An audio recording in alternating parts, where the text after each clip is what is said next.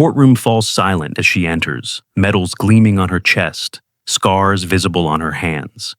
They call her traitor, fraud, disgrace, a military hero who exposed the truth, now facing the machinery designed to break her. They twisted her service record, mocked her sacrifice, and tried to bury 17 deaths for corporate profit. But they never expected what happened next. The president himself walked through those doors, and suddenly the accusers became the accused. This wasn't just about clearing her name, it was about honoring the soldiers who never came home. From which city in the world are you watching this video today? If this story of courage against corruption resonates with you, subscribe to hear more untold stories of extraordinary service. The military tribunal convenes with unusual formality, reporters jostling for position in the gallery of the wood-paneled courtroom. Major Astria Vaughn sits at the defense table, her posture military perfect, despite 3 days of proceedings designed to break her. From behind, observers see only her precisely pinned chestnut hair and the set of her shoulders beneath a dress uniform, weighted with decorations she's no longer deemed worthy to wear. The morning light streams through tall windows, casting long rectangles across the polished floor and illuminating dust particles that dance in the air. The gallery is packed beyond capacity. A mix of press, military personnel in crisp uniforms, and civilian spectators drawn by headlines promising the downfall of a decorated officer. Colonel Harmon Blackwell, the tribunal judge, adjusts his glasses with practiced gravity. At 62, his face is a map of deep lines and carefully maintained authority. He surveys the room with cold efficiency before speaking. "This tribunal will come to order," he announces, voice carrying to every corner without need of amplification.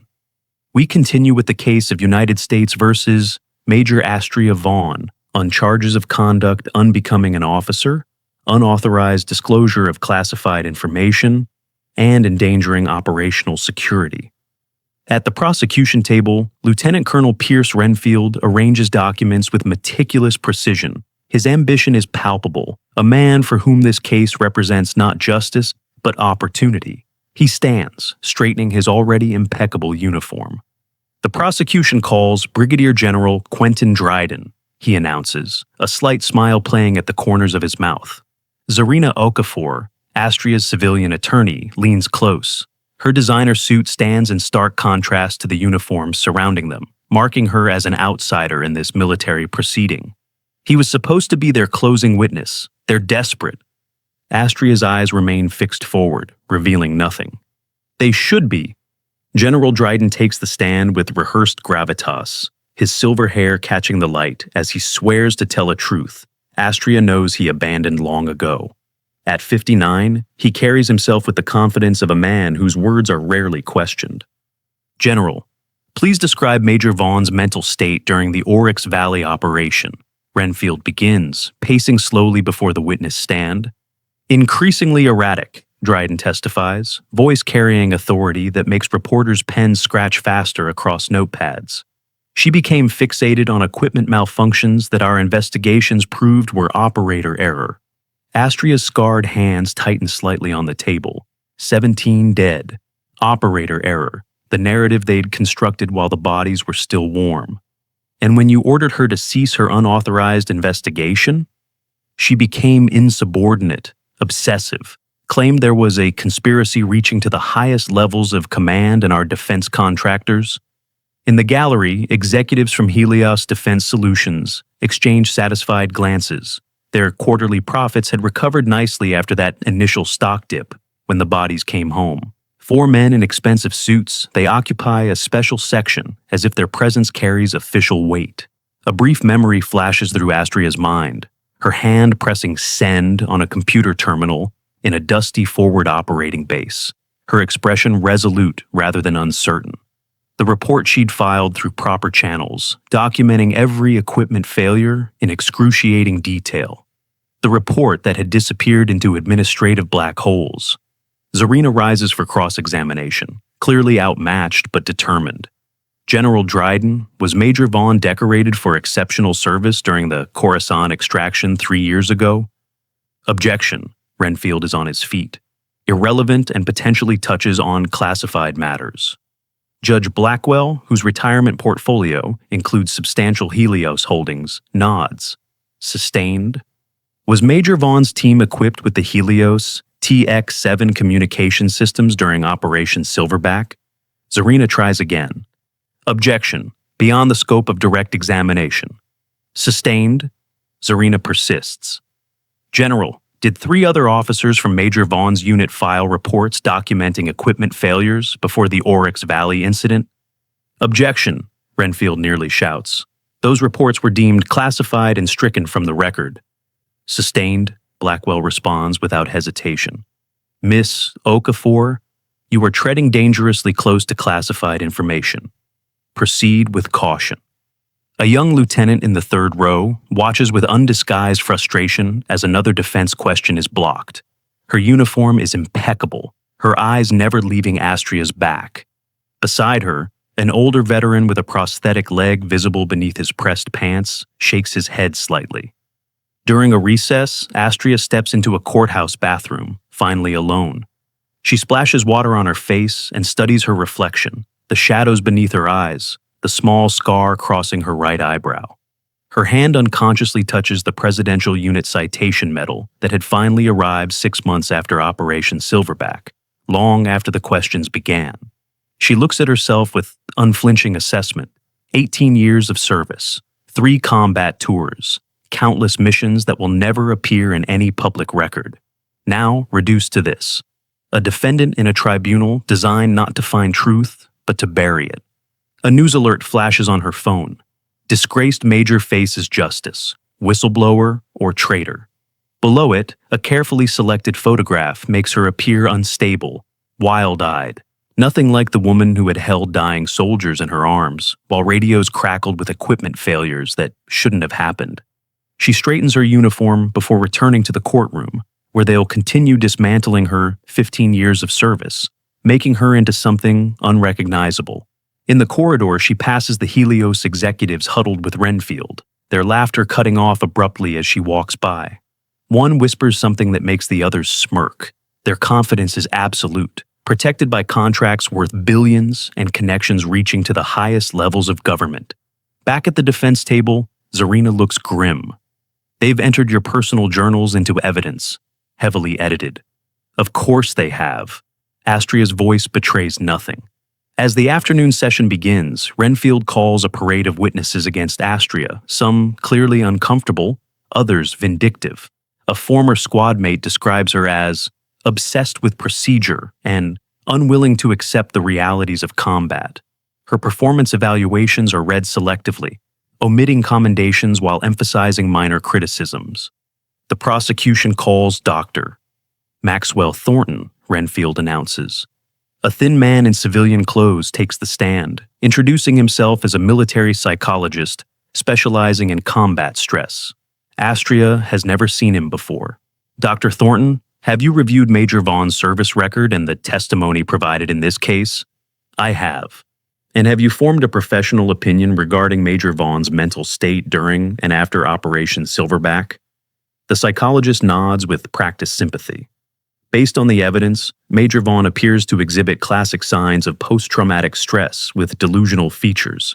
It's not uncommon for commanders who lose personnel to develop fixations on external factors rather than accepting the chaotic nature of combat operations. Astria's expression remains neutral, but her eyes harden. A psychological assessment without a single meeting. Another box checked in their systematic destruction of her credibility.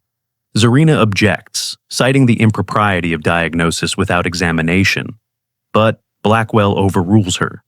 The pattern is unmistakable now. Every defense motion denied, every prosecution tactic permitted. Colonel Blackwell reviews a document passed to him, his expression darkening. Due to national security concerns, tomorrow's session will be closed to the public. The court anticipates reaching a verdict by day's end. In the gallery, a journalist receives an anonymous text with a photograph showing someone being pulled from wreckage. The rescuer's face obscured, but wearing a uniform with Astria's unit patch. The message reads only, "Ask about Khorasan."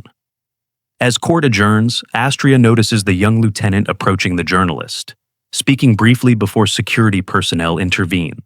Their eyes meet across the courtroom, and Astria gives an almost imperceptible shake of her head. Not like this. Not at the cost of another career. Outside, media crews surround the courthouse steps. As Astria exits, escorted by military police who seem uncomfortable with their assignment, reporters shout questions. Major Vaughn, did you betray operational security for personal vendetta? Is it true you suffered a breakdown after Operation Silverback? Were you romantically involved with any of the journalists you leaked to? She walks through the barrage with eyes forward, neither acknowledging the questions nor showing the anger they're designed to provoke. Her silence frustrates them more than any response could. Through the chaos, her eyes meet those of the veteran with the prosthetic leg, now standing at the edge of the crowd. With deliberate movement, he renders a perfect salute that she cannot return. Not here, not now. But something in his eyes tells her he knows more than he should about why she stands alone. That evening, in her sparse temporary quarters, Astria reviews the case notes with Zarina. The evidence against her is overwhelming, not because it's true, but because it's been meticulously constructed. Edited recordings, selective quotations, testimony from witnesses who never witnessed. They're rushing to judgment, Zarina observes. Something has them spooked. Astria looks at the attorney she barely knows, a woman who took her case when military counsel mysteriously became unavailable. Why did you agree to represent me? Zarina hesitates before answering. My brother served with 3rd Battalion, the ones with the faulty radios. He came home. Many didn't. Understanding passes between them. This is more than a case for Zarina. It's personal in ways that explain her persistence despite the stacked deck. Get some rest, Zarina advises, gathering her files. Tomorrow will be the hardest day yet. After the attorney leaves, Astria sits alone on the edge of her bed. She removes her jacket, carefully hanging it to preserve the creases. The metals catch the dim light, each one a story, a mission, a moment when doing the right thing was clear. She thinks of the 17 families who received folded flags and redacted reports, the letters she wrote to each one, unable to tell them their sons and daughters, husbands and wives died because of corporate greed rather than enemy action. The system she believed in had failed them first, and now it was failing her. But as she prepares for what will likely be her final day in uniform, Astria feels no regret. Some prices are worth paying. Some truths must be told, regardless of consequence. Tomorrow, they would render their verdict, but they couldn't change the truth, only bury it. And Astria Vaughn had learned long ago that buried truths have a way of eventually reaching the light. Day 4 begins with heightened security and rumors of an imminent verdict. Astria enters wearing the same mask of calm that has infuriated her prosecutors. They want her broken, repentant. Instead, she remains the soldier they claim she never truly was. The courtroom feels more oppressive today, the air heavy with anticipation. News vans surround the building, their satellite dishes reaching skyward like modern totems. Inside, the gallery has been reduced to essential personnel only, though the Helios executives have somehow maintained their privileged position. Astria notes the additional military police stationed at each entrance, their eyes scanning the room with unusual vigilance. Something has changed. The rushed timeline, the closed session, the extra security. All indicators of a system reacting to unseen pressure. All rise, the bailiff announces as Colonel Blackwell enters, his face a careful mask of judicial impartiality. Today he wears his full decorations, as if to remind everyone of his authority. The irony isn't lost on Astria, a judge using his service to legitimize proceedings that undermine everything that service should represent. Before we continue with testimony, Blackwell begins, I remind everyone that this is now a closed session. Any disclosure of today's proceedings will result in severe penalties. His eyes linger on Zarina, the warning clear. The prosecution calls Doctor. Eliza Winters, Renfield announces. A woman in civilian clothes takes the stand. The military psychologist who has never examined Astria yet will testify about her mental state. It's a common tactic in cases like these. Discredit the whistleblower by questioning their perception of reality. Dr. Winters, you've reviewed the case materials. Can you offer your professional assessment of Major Vaughn's psychological state during and after Operation Silverback? The psychologist adjusts her glasses with practiced concern. Based on the evidence presented, Major Vaughn exhibits several indicators consistent with trauma-induced delusions and a persecution complex common in battlefield survivors. Astria maintains her composure, though the diagnosis lands like a physical blow. They're not just attacking her actions now, but her mind, her ability to distinguish reality from delusion. "Could you elaborate for the court?" Renfield prompts. Major Vaughn's allegations against Helios Defense Solutions appear to be a classic case of displacement, the psychologist continues, transferring guilt over fallen comrades to an external entity. It's a protective mechanism, psychologically speaking. Rather than accepting the inherent chaos of combat operations, the mind creates a narrative where blame can be assigned. Something flickers across Astria's face, the first visible crack in her composure. 17 dead because of faulty communications equipment that Helios knew was defective. 17 letters she'd written to families, unable to tell them the truth. During cross-examination, Zarina rises with controlled anger. "Dr. Winters, have you ever personally examined Major Vaughn?" "No, but the documentation is extensive." "So your diagnosis is based entirely on selected materials provided by the prosecution." "Objection," Renfield interjects. "Argumentative." "Sustained," Blackwell responds predictably. Zarina shifts tactics. "Are you aware that 3 other officers from Major Vaughn's unit filed similar reports about equipment failures?" "Objection," Renfield nearly shouts. "Those reports were deemed classified and stricken from the record." "Sustained," Blackwell responds automatically. The young lieutenant from previous days stands suddenly from her position at the back of the courtroom. "That's because they were buried." Security personnel move toward her immediately. "Lieutenant Nairobi Calloway, 5th Special Forces," she identifies herself, standing at attention even as guards approach. "I was operations support for Silverback. The equipment failures were documented in multiple AARS. "Remove her," Blackwell orders, pounding his gavel as Lieutenant Calloway continues speaking. "Major Vaughn saved the president's life at Khorasan. This is how we repay her?" The courtroom erupts as the lieutenant is forcibly escorted out. Astria remains perfectly still, but her eyes follow the young officer with something like regret. Another career sacrificed on the altar of truth. After order is restored, Blackwell addresses the court. Any further outbursts will result in contempt charges. Now, given the sensitive nature of the remaining evidence, I'm clearing the courtroom, except for essential personnel. Journalists protest but are escorted out. The Helios executives somehow deemed essential remain. The veteran with the prosthetic leg rises slowly, his eyes meeting Astria's briefly before he too is directed toward the exit. As the doors close, Renfield presents his final evidence, a recorded conversation, heavily edited, where Astria's voice says, "I'll expose everything," without the preceding context about equipment failures. Major Vaughn's own words demonstrate her intent to disclose classified information regardless of proper channels or national security implications, Renfield argues. This was not the action of a concerned officer following protocol, but of someone determined to damage military operations and contractor relationships for personal vindication. When even Zarina's objections to these manipulations are overruled, Astria finally stands. "Permission to address the court," she says, voice steady. Blackwell hesitates, then nods curtly. "I didn't serve my country for 18 years, through 3 combat tours, to watch corporations profit from soldiers' deaths." Astria states, each word precise. "I followed every reporting protocol before going outside the chain of command. Every single one. The 17 soldiers who died under my command deserve better than redacted reports and closed investigations." The room falls silent. Even the court reporter's fingers pause over her keyboard. "Those men and women trusted me to bring them home. When that failed, they deserved the dignity of truth. Their families deserved to know why their loved ones didn't return. Instead, they received form letters and classified designations."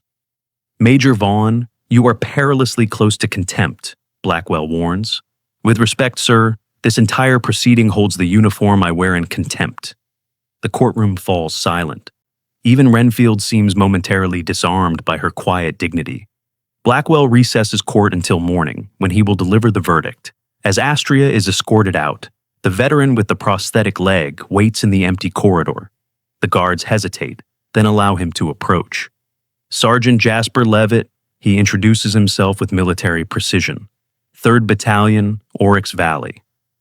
You were with 3rd Battalion, she acknowledges, recognizing him finally. The ones with the faulty radios, he confirms quietly. I lost my leg when we walked into that ambush because the advance warning never came through. He glances around before adding, People know, Major, more than they realize. It won't change tomorrow's verdict, she responds. Maybe not, he agrees. But verdicts aren't the end of the story. He steps back, saluting again before the guards escort Astria away. That evening, as final arguments are prepared, unusual activity surrounds the courthouse. Additional security details arrive. Communications officers install special equipment. Court personnel are subjected to unexpected security screenings. In her quarters, Astria receives a secure call from Zarina. Something's happening, the attorney says without preamble. Half the prosecution team has been pulled into emergency meetings. There's talk of postponing the verdict. They won't postpone, Astria replies. The longer this goes on, the more risk of the truth emerging. They need it finished. Then why the extra security? Why the communications upgrades? I don't know, Astria admits, but it changes nothing for us. We present our closing statement. They render their predetermined verdict. And I face whatever comes next. After the call ends, Astria opens a small case containing personal items, photographs of her unit before Oryx Valley, letters from families who'd lost loved ones under her command, the citation for the Khorasan operation, with most details redacted even from her. Beneath them, a flash drive containing copies of the evidence that had been systematically erased from official records. She had known the cost when she made her choice, had accepted it as the price of honoring those 17 lives. Whatever happened tomorrow, that truth remained unchanged. When dawn breaks on the final day, Astria dons her uniform one last time, fingers tracing the medals that tell a story, very different from the one being written in that courtroom. She stands before the mirror, inspecting her appearance with the same precision she had always demanded of herself and her unit. Whatever happens today, she tells Zarina when they meet outside the courtroom, the truth exists independent of their verdict. The attorney nods, her usual professional detachment softened by something like admiration. It's been an honor, Major. The courtroom is now filled with additional military personnel, their presence unexplained. Several wear insignia indicating assignment to presidential security details. But Zarina's question about this is brushed aside by Renfield, who seems unusually distracted. Colonel Blackwell enters looking unusually tense, followed by Renfield, whose confident demeanor has acquired an edge of uncertainty. The Helios executives whisper among themselves, glancing repeatedly at the doors. Closing arguments are abbreviated, as if everyone is simply going through motions now unnecessary. Renfield emphasizes duty, protocol, chain of command, all the concepts Astria had believed in until they became weapons against truth. Zarina speaks of moral courage, of the higher obligations of an officer beyond blind obedience. Then it's time. Blackwell prepares to read what everyone assumes is a guilty verdict, shuffling papers with deliberate slowness. The gallery leans forward collectively, witnesses to the final act of a drama whose outcome was determined before the first word was spoken. The doors at the rear of the courtroom open. Secret Service agents enter, scanning the room with practiced efficiency. Conversation stops. Heads turn. The Helios executives half rise from their seats, confusion replacing confidence. And then, against all protocol and precedent, President Elliot Kincaid strides in, flanked by military aides carrying sealed document cases. His presence transforms the space instantly. The courtroom no longer Blackwell's domain, but an extension of the Oval Office. For the first time since the trial began, Astria Vaughn looks genuinely surprised. Her eyes meet the president's briefly, and something passes between them, a recognition undiminished by years and circumstances. Not the acknowledgement of subordinate to commander, but of two people who had once faced death together. The gallery stands reflexively. Colonel Blackwell's face drains of color. Renfield takes an involuntary step backward. And the Helios executives, so comfortable in their privileged position moments before, now shift uneasily in their seats as the balance of power realigns itself before their eyes. As the president approaches the bench, Astria straightens to perfect attention, her expression revealing nothing of the tumult beneath.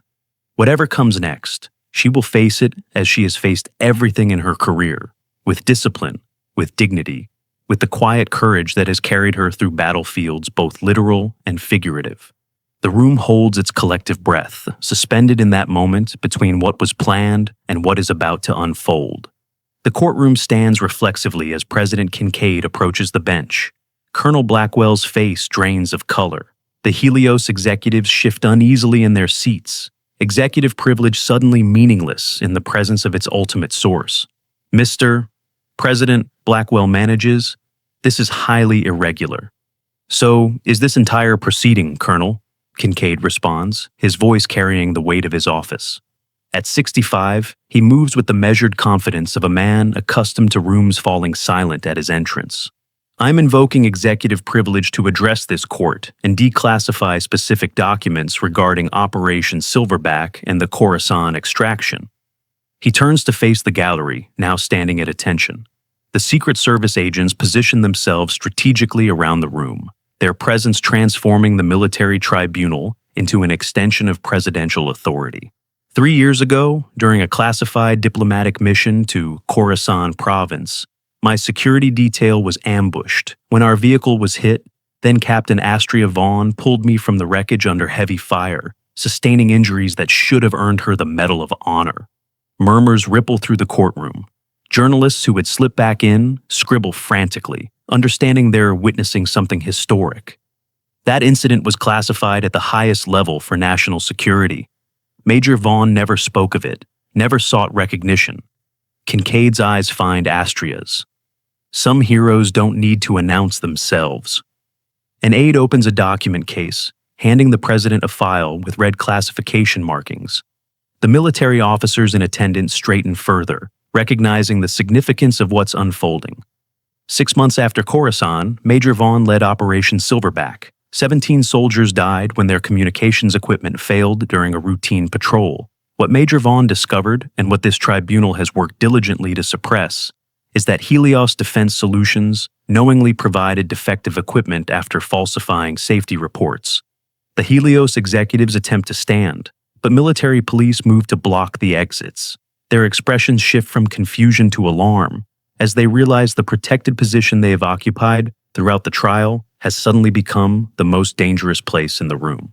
Major Vaughn reported this through proper channels, which were systematically blocked by individuals with financial interests in Helios, including some in this room. Colonel Blackwell stares straight ahead, refusing to meet anyone's gaze. His hands tremble slightly as he places them flat on the bench. Only after exhausting every official avenue did Major Vaughn take her evidence to the Department of Defense Inspector General, not the press, not foreign entities, but the proper oversight body designed for exactly this purpose. President Kincaid signals and an aide activates a screen displaying internal Helios communications about equipment defects, alongside profit projections if the defects went unaddressed. These documents were classified not for national security, but to protect the guilty.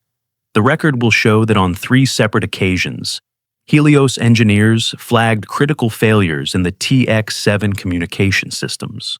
Management overrode these concerns, citing production deadlines and contractual penalties. The screen changes to display military incident reports, the originals, not the redacted versions presented during the trial. 17 soldiers died not because of operator error, not because of enemy action, but because when they called for support, their equipment failed, exactly as Helios engineers had predicted it would. Lieutenant Colonel Renfield closes his briefcase quietly and steps away from the prosecution table, his career ambitions recalculating in real time as he distances himself from what has now become a sinking ship. By executive order, I am dismissing all charges against Major Astria Vaughn, with commendation for her extraordinary courage under the most difficult circumstances a soldier can face, choosing between institutional loyalty and moral duty. The president turns to address Astria directly. She stands at perfect attention, her expression composed despite the seismic shift occurring around her. Major Vaughn, your unit was denied the Presidential Unit citation they earned during Silverback because acknowledgement would have required investigation. He removes a medal from a small case. Today, I correct that injustice. As he pins the citation to her uniform, something extraordinary happens. The military personnel in the courtroom, from highest-ranking officers to enlisted guards, render salutes to Astria, a sea of raised hands acknowledging what the system tried to erase. The young lieutenant who had been removed earlier, Nairobi Calloway, slips back in, tears streaming down her face as she delivers the crispest salute of all. Her career, like Astria's, had been placed on the altar of truth. Now, both stand vindicated. This tribunal is adjourned, President Kincaid announces, with an authority Blackwell cannot challenge. Justice Department officials will be taking statements from several individuals present today. As if on cue, federal agents enter, moving directly toward the Helios executives and Colonel Blackwell. The machinery of accountability, so long obstructed, now moves with presidential momentum that cannot be denied. Outside the courthouse steps that afternoon, justice reshapes itself in real time. Colonel Blackwell and several officials are escorted to vehicles. Careers effectively ended. The Helios executives face a gauntlet of reporters shouting questions about fraud, negligence, and obstruction. Veterans gather in growing numbers, standing at parade rest in silent support. Some wear uniforms from different eras, different conflicts, but all recognize the universal soldier's truth. Those who lead must be worthy of those who follow. News tickers rewrite the narrative in real time. Hero vindicated, presidential intervention exposes corruption, Helios stock plummets amid scandal. Astria, finally shown in full to the world, stands briefly before the microphones that have been hastily assembled. The media that had been so quick to accept her guilt now hungers for her triumph, but she offers neither performance nor spectacle. "This was never about me," she says simply. "It was about 17 soldiers who didn't come home because profit margins mattered more than their lives." She looks toward the veterans gathered on the steps, acknowledging their presence with a nod. It was about a system that should protect those who serve, not those who exploit them. And it was about the families who deserve the truth about why their loved ones didn't return. As she descends the steps, she's joined by Sergeant Levitt and others from her former unit, the survivors who had been working behind the scenes, gathering evidence while she stood alone in the spotlight. "We never stopped, Major," Levitt tells her, his voice low enough that only she can hear. "While they were trying to bury you, we kept digging." Lieutenant Calloway approaches, her posture military perfect despite the emotion evident on her face. "Major Vaughn, the president has asked to see you. His detail is waiting." As Astria is escorted to a waiting motorcade, the crowd parts respectfully. The journey from accused traitor to exonerated hero has taken mere hours, though the cost was measured in years. At the White House, President Kincaid meets her in the Oval Office rather than a ceremonial room, a choice that speaks to the genuine nature of the meeting. "I should have done this sooner," he acknowledges after dismissing his staff. The intelligence services insisted the Khorasan incident remain classified. By the time I learned about Silverback, the machinery was already in motion. "You could have stopped it with a phone call," Astria observes, not accusatory but factual. "Yes," he admits, "and that failure is mine to carry, but I'm hoping to make amends beyond just today's intervention." He outlines a new initiative, a military whistleblower protection office with real authority, independent oversight, and direct reporting to the Inspector General. "I want you to establish it, Major Vaughn. Build it from the ground up." "With respect, Mr. President, I'm not sure the uniform is where I belong anymore." "Then wear whatever you want," he responds. "But we need someone who understands the cost of silence as well as the price of speaking, someone the troops will trust." Before she leaves, he adds, "The families of the Silverback casualties have been invited here tomorrow. I thought you might want to be present when they finally receive the unredacted truth." 6 months later, as sunset bathes Arlington National Cemetery in amber light, Astria kneels before a row of headstones in Section 60, where the most recent war dead rest. She places a small stone on each, an ancient warrior tradition of remembrance. The Presidential Unit citation has been posthumously awarded to each fallen member of Operation Silverback. More importantly, Their families now know the truth.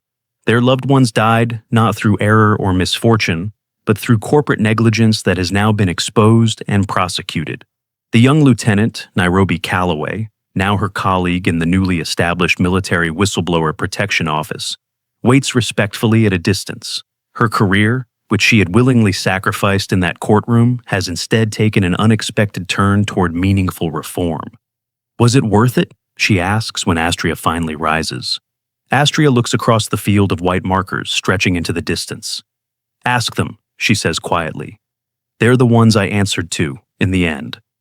The Whistleblower Protection Office has already handled 37 cases in its brief existence. 3 have resulted in significant reforms to procurement procedures. 1 exposed a similar pattern with another defense contractor. The system is changing, slowly but measurably. At the Pentagon earlier that day, Astria had testified before a congressional oversight committee. The Helios executives, now facing federal charges, had watched from the gallery in civilian clothes, their power evaporated. General Dryden had resigned rather than face court-martial. Colonel Blackwell had been stripped of his judicial authority. As twilight deepens, Astria sits beside the grave of her communications officer, the first to notice the equipment failures, the first to die because of them. She places a small photograph against the headstone. The unit gathered before deployment, faces young and determined, unaware of the corporate decisions that would cost so many their lives. Her expression holds neither triumph nor bitterness, only the peace of a soldier who kept faith with those who served under her command. Vindication had never been her goal, only truth, only justice, only the sacred obligation of leadership, to protect those under your command in life or in death. The sun slips below the horizon, casting long shadows across the ordered rows of sacrifice. Lieutenant Calloway approaches again, maintaining a respectful distance.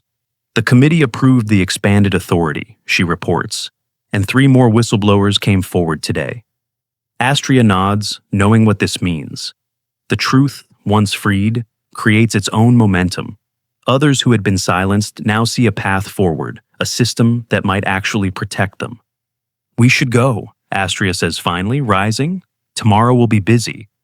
As they walk through the gathering dusk, past thousands of identical markers, Astria knows that the system hasn't been fixed, merely dented.